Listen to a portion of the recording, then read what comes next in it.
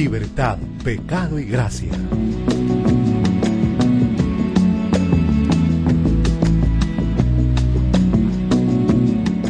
Queridos cristovidentes, nuevamente con ustedes en nuestro programa Libertad, Pecado y Gracia. Este programa que ofrecemos con mucho cariño a todos ustedes en el diálogo ciencia-fe, en el diálogo razón-espiritualidad, diálogo que no riñe, diálogo que más aún se convoca.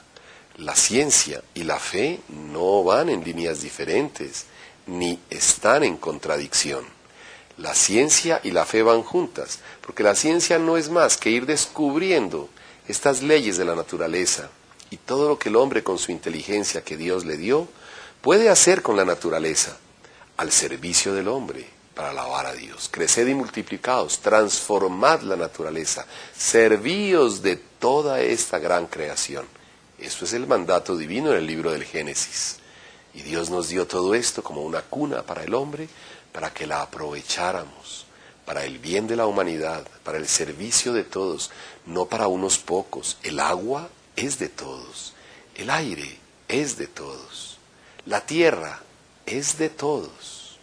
El Señor no dijo, ahí les dejo a un poquito, a un porcentaje, ahí les dejo para que la tierra sea de un 8% de los colombianos. No. La tierra es para el 100% de los colombianos.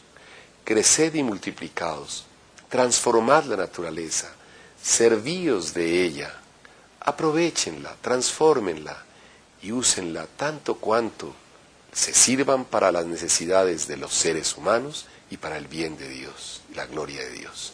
Pero los hombres hemos acaparado, hemos hecho trincheras, fronteras, levantado muros, hemos decidido que el 8% de los colombianos tengan el 90% de las tierras. Hemos decidido que el 10% de las tierras sea para el 92% de los colombianos, y eso porque hay una gran cantidad como el 75% que no posee nada.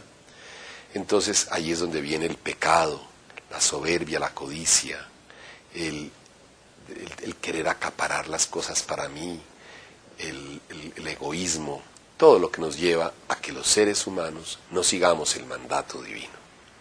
Entonces, la unión de ciencia y fe, que es lo que tratamos de hacer en estos programas con la ciencia psicológica, antropológica, filosófica, sociológica, y con la espiritualidad, la teología, y con la fe, es unir lo que Dios nos dio de mandato. Entonces la Iglesia no se opone a la ciencia, la Iglesia quiere que se desarrolle la ciencia, más aún la Iglesia fue la gran impulsora de la ciencia y la búsqueda en muchos tiempos, en muchos siglos, y la Iglesia sigue ahondando. El Papa tiene un observatorio astronómico en Castel Gandolfo, con grandes científicos, sacerdotes, astrónomos, para descubrir, ir más allá de esta creación tan bella, en el macromundo de las constelaciones y de las galaxias.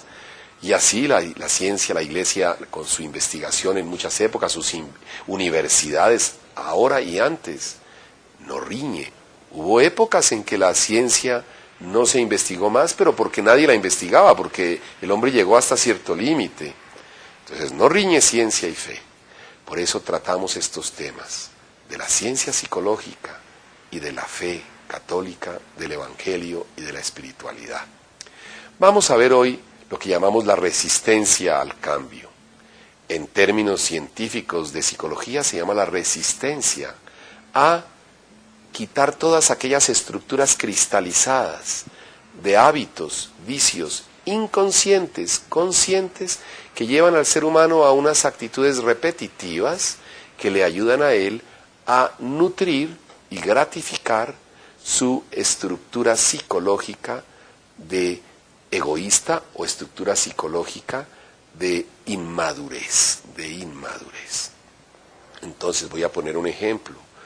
Una persona que tiene una estructura inmadura, afectiva, familiar, de dependencia paterna, materna, de mimos con sentimientos en la infancia, de sobreprotección en infancia, adolescencia y juventud, de no permitirle casi que pensara, porque le hacían todo en casa, papá, mamá, abuelitos, tíos, primos, hermanos mayores, en fin, etcétera. Todos los matices que hay, porque cada persona es un mundo. Y en donde la persona creció insegura porque le hacían todo. Creció como que todo tienen que hacérselo como si fuera una obligación, porque desde pequeñito le cubrieron todo. En donde le dieron tanto amor que la persona siempre lo va a estar reclamando. Esa persona se le cristaliza una afectividad inmadura, una inseguridad o seguridad inmadura y una autoestima mal construida, cimentada sobre nada de fondo, sino sobre lo que los demás tengan que darle. Una autoestima basada en que los demás le digan que vale y si no, no vale. Y una necesidad de que todo le den, le hagan sin esfuerzo, y así crecerá. Al casarse como pareja, la pareja más que alguien a quien amar es alguien quien le tiene que nutrir, es alguien que tiene que trabajar por él o por ella, que tiene que hacerle las cosas y seguirlo mimando como padre y madre. Se dan los casos en que madres y padres, aun la persona siendo mayor, hombre o mujer, y casada, siguen mimándolo y protegiéndolo, y es la suegra, el suegro, con la nuera o el yerno, que dominan, que ponen unas barreras para seguir dominando al hijo y amparando al hijo, por ejemplo, una infidelidad matrimonial. ¿Por qué? Porque es mi hijito, que él, pobrecito, y las mamás, terrible, que cubren la infidelidad de un hijo en contra de la nuera, o cubren la infidelidad de una hija en contra del yerno, papás, mamás que cubren el proceder no ético, y que dañan la unidad familiar, y que siguen metiéndose a definir las cosas, y que siguen dando órdenes en la casa del hijo o la hija inmaduros sin personalidad. Estas estructuras se cristalizan, y le dice uno a esta persona, hombre o mujer mayores, mire, reaccione. Usted tiene que definir las cosas en su hogar, usted tiene que trabajar. Usted no puede seguir tratando a su esposa de esta manera, usted no puede dominar al esposo o a la esposa, no puede hacer que haga lo que usted diga, sea ella o sea él, ni puede su mamá o su papá venir a seguir influyendo aquí como si fueran los dueños de esto. Ustedes no pueden seguir en relación no de amor sino de dominación, de protección, de dominio, de manipulación, y las personas no son capaces de cambiar y se resisten al cambio. Eso es lo que llamamos en psicología defensas de resistencia a romper los esquemas cristalizados, inmaduros, neuróticos en las personas, y quieren mantener ese tipo de relación afectiva, emocional, familiar, social, económica, laboral, afectiva, en todos los aspectos. Una persona que quedó niño, niña, inmaduro, inmadura, y puede tener 40 años, 35 años, 50 años, y sigue siendo un adolescente emocional, un adolescente afectivo, un adolescente como relación familiar, o una adolescente en cuanto al trabajo y a la personalidad y al carácter, y tener la posibilidad de autogestar su propia vida, autollevar su propia vida, y en diálogo con la pareja, con los hijos, con los suegros, los padres. Estamos tocando temas muy duros, muy álgidos, personas que ya están tan cristalizados. Tendrían que tener primero una disposición de querer cambiar, de tener una ayuda profesional de un psicólogo, psicóloga que tenga los valores católicos, por supuesto, para poder analizarse y llegar a descubrir en el inconsciente qué le originó, cuál fue la psicogénesis de estos problemas, cómo de niño tuvo una relación de padre y madre, o madre sola o padre solo, lo que sea, que lo llevó a ese estado infantil hasta que crece ella o él, y aceptar eso. Eso es duro, porque eso son heridas que supuran y al tocarlas vuelven a abrirse. Por eso la psicoterapia es difícil. Y tener la humildad, el coraje, la personalidad, el carácter de enfrentarse a la verdad, de descubrir la verdad, de aceptar la verdad, y solo quien acepta la verdad en lo bueno y en lo malo, en la fortaleza y en la debilidad, puede seguir dirigiendo su vida en la verdad, cambiar, transformar, abrir nuevos esquemas, dejar vetustos, viejos esquemas. Fíjense cómo se enlaza aquí la ciencia con la fe. ¿Qué nos dice la espiritualidad? Que hay que quitarse el hombre viejo, dice San Pablo, y dejar que llegue el hombre nuevo. Cambiar el hombre viejo por el hombre nuevo. El estado de pecado por el estado de gracia. El estado de egoísmo por un estado de generosidad, servicio y apertura. El estado de búsqueda de sí por un estado de búsqueda de los demás y de Dios y de servicio. Vamos en la misma línea la ciencia y la fe. Resistencias al cambio de personalidades cristalizadas inmaduras, resistencia a la conversión de dejar el pecado por una vida de gracia. ¿Por qué hay resistencia? En la psicología, porque la persona está contenta, le gusta ser mimado, protegido, protegida, dominar, mandar, que los sirvan, que la sirvan, no trabajar tanto, que los demás los sirvan, que los demás hagan lo que quiere, lo que diga, dominar. Es terrible. Le gusta que los sigan sus papás amparando, ya viejo o vieja, que los sigan dominando y dándole la razón en todo. Que nadie le vaya a cuestionar, que nadie le vaya a decir que él tiene que ser abierto a los demás, salir de sí mismo, dejar su estado psicológico infantil. El niño es el que le tienen que hacer todo y llora cuando no le hacen. Un niño de 40, de 50 años, una niña de 40, 50 años, tienen que hacerle todo y llora cuando no le hacen caso y hace pataletas de niño, aunque tenga 40, 30, 50 años. La vida lo irá madurando a golpes hasta cierto punto, pero sufrirá mucho, porque no podrá seguir siendo niño. Llegará un momento en que o la pareja se le va, o los hijos también se van, y dicen no podemos seguir con una persona así. Y eso que estamos hablando de algunos esquemas psicológicos relativamente sencillos, ¿qué no decir de problemas más grandes, de fondo, psicosexuales, de vida laboral, de honestidad, de rectitud, de principios? Personas que como un niño, el niño no se rige por principios, se rige por instintos. Cuando va madurando va reemplazando esos principios. Un adulto, una adulta de 50, 40 años, inmaduro, psicológica, afectiva, emocionalmente, no se regirá por principios, sino por lo que le gratifique y por lo que lo haga sentir bien siempre, mimado, consentido, consentida. Se resiste a ese cambio.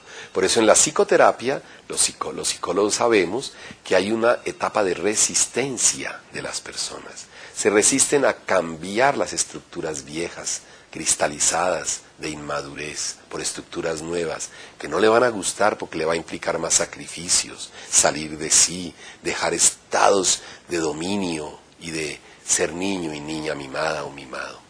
Por eso hay resistencias y un buen psicólogo en la psicoterapia tiene que ir confrontándole las resistencias a la persona para contrastárselas con un valor absoluto, con un valor humano, con un valor de la libertad, de la madurez, de la generosidad, del no egoísmo. Y ese valor del hogar, de la familia, contrastado con la realidad presente, va a ser obstaculizada por las resistencias. Se quita la resistencia en la psicoterapia, en un proceso largo de entrevistas, de sesiones, hasta que la persona misma opta por quitarlas y quiere encontrarse con el verdadero yo y madurar. Y eso le va a implicar cambios dolorosos, difíciles, de grandes sacrificios, pero se encuentra con la verdad de su vida, la acepta y cambia. Las resistencias a veces no dejan hacer una psicoterapia, no dejan que una persona cambie porque quiere mantenerse en su esquema tradicional, no quiere romper ese cascarón, no quiere romper esas ataduras, porque ahí está cómodo. Que los demás no lo estén no importa, pero yo estoy cómodo, yo pego gritos, yo insulto, yo ofendo, yo dirijo, manipulo, llevo mi plata, no la comparto en mi hogar, los demás no se tienen que meter y al que se meta le pego 3 gritos, hasta un golpe y hasta amenaza con que se va del hogar o con que se vayan. Así no puede un hombre o una mujer manejar un hogar, una familia, una vida adulta. Se llaman las resistencias a los cambios de estructuras psicológicas neuróticas, por cambios de estructuras maduras. Y eso implica un cambio tan difícil que si la persona no se dispone, no lo puede hacer. En la espiritualidad que llamamos resistencia a dejar el pecado, resistencia a dejar el egoísmo, resistencia a dejar la soberbia, resistencia a dejar la comodidad, el confort, resistencia a los sacrificios y dificultades por el esposo, la esposa y los hijos, a dejar una amante, a dejar a otra persona que le daña el hogar, a dejar unos amigos y amigas que lo llevan al licor, que lo llevan a la droga, que lo llevan a gastarse el dinero en el juego, a gastarse el dinero en el licor con los amigos, a gastarse el dinero en otras cosas distintas del hogar, de la esposa y los hijos que tienen que sufrir, o del esposo y los hijos cuando es ella. Personas en estado de pecado tienen también resistencia. ¿Cómo se llama esa resistencia? Resistencia a la conversión. No quiere aceptar su pecado.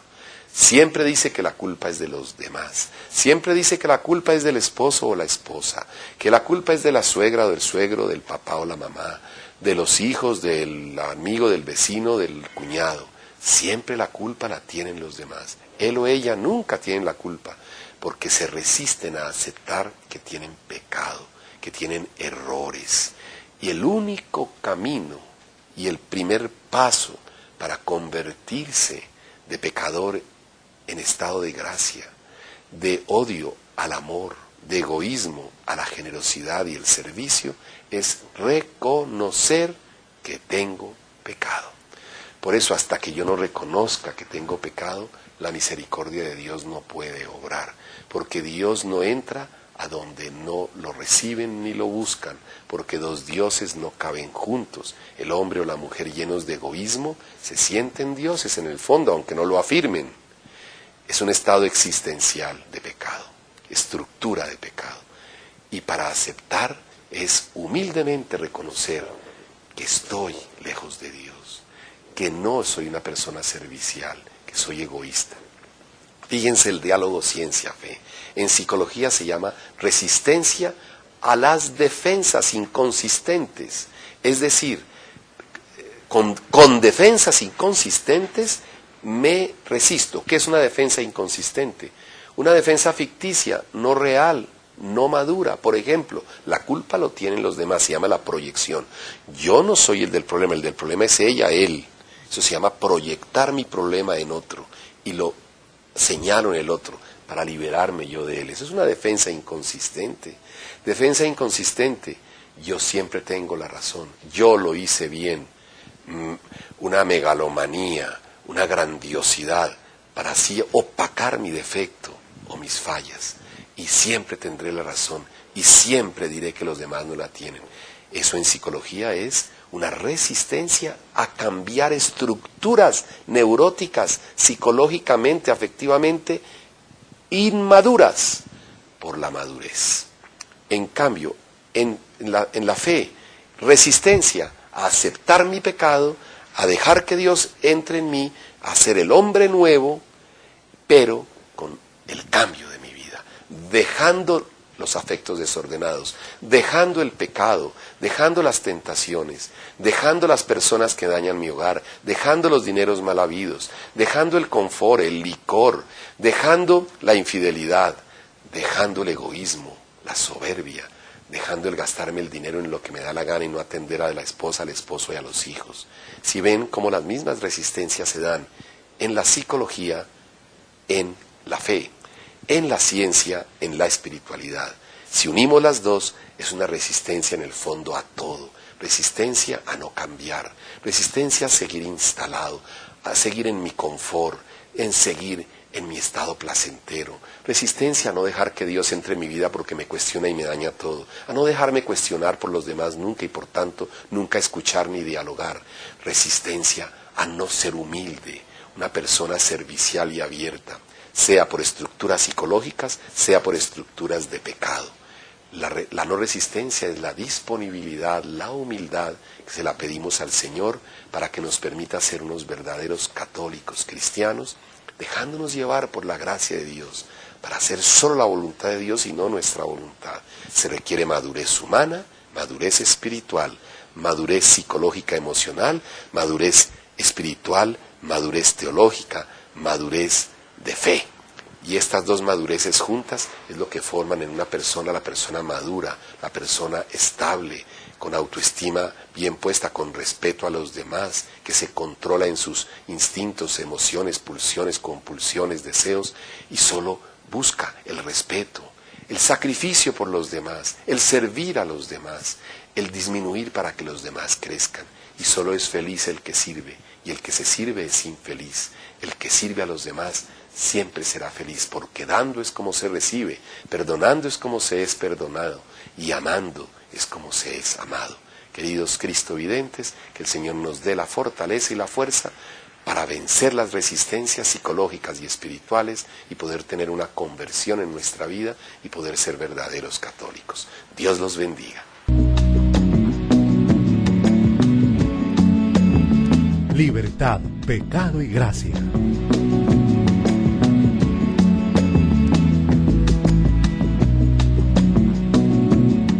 Codicia, el querer acaparar las cosas para mí, el egoísmo, todo lo que nos lleva a que los seres humanos no sigamos el mandato divino. Entonces, la unión de ciencia y fe, que es lo que tratamos de hacer en estos programas con la ciencia psicológica, antropológica, filosófica, sociológica, y con la espiritualidad, la teología y con la fe, es unir lo que Dios nos dio de mandato. Entonces la Iglesia no se opone a la ciencia, la Iglesia quiere que se desarrolle la ciencia, más aún la Iglesia fue la gran impulsora de la ciencia y la búsqueda en muchos tiempos, en muchos siglos, y la Iglesia sigue ahondando. El Papa tiene un observatorio astronómico en Castel Gandolfo, con grandes científicos a hacer estas leyes de la naturaleza, y todo lo que el hombre con su inteligencia que Dios le dio, puede hacer con la naturaleza, al servicio del hombre, para alabar a Dios. Creced y multiplicaos, transformad la naturaleza, servíos de toda esta gran creación. Eso es el mandato divino en el libro del Génesis. Y Dios nos dio todo esto como una cuna para el hombre, para que la aprovecháramos, para el bien de la humanidad, para el servicio de todos, no para unos pocos. El agua es de todos, el aire es de todos. La tierra es de todos. El Señor no dijo, ahí les dejo a un poquito, a un porcentaje. Ahí les dejo para que la tierra sea de un 8% de los colombianos. No, la tierra es... Libertad, pecado y gracia.